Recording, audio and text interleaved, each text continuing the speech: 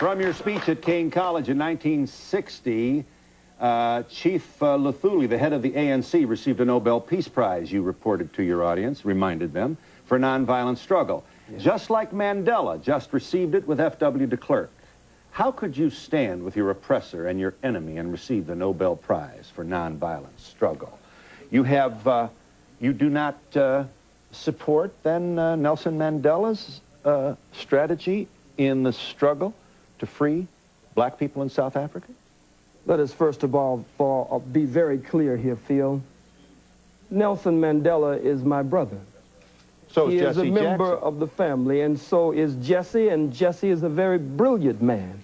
We just want him to return home and stop being used by the enemy and the oppressor against his people. Now back to Brother Nelson Mandela.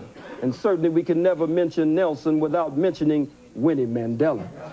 But Nelson Mandela's attempt at a multiracial government in South Africa after the murder of men, women, children, and babies, and the rape of South Africa, a criminal settler colony that has been established like Israel there in that part of the world. I cannot go along with one man, one vote. Let me say why. If someone broke into your home, Mr. Donahue, and actually bum-rushed your home, and Black Boots stomped your door down, and came in and robbed and raped everyone in the household, and was able to take the wealth of your home and parlay it into an empire.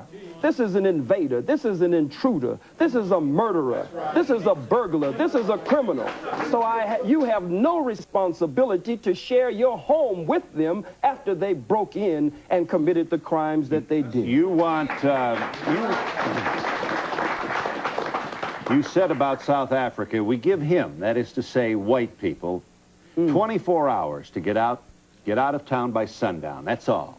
If he won't get out of town by sundown, we'll kill every white that ain't right that's in sight in South Africa. We kill the women, we kill the children, we kill the babies, we kill the blind, we kill the cripple, we kill them all. We kill the faggot, we kill the lesbian, we kill them all.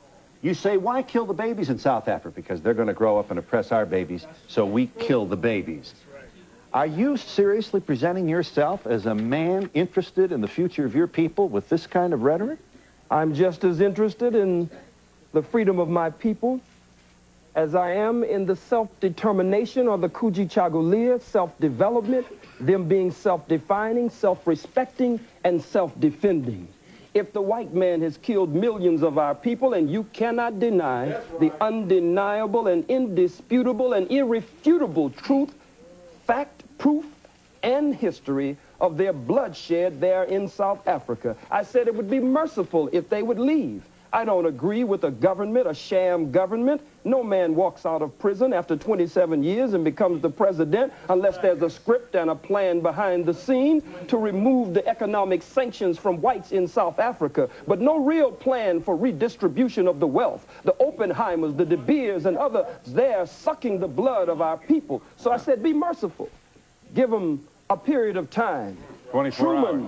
Truman gave the Japanese a period of time, but when they didn't comply, he dropped the bomb on men, women, children, and babies.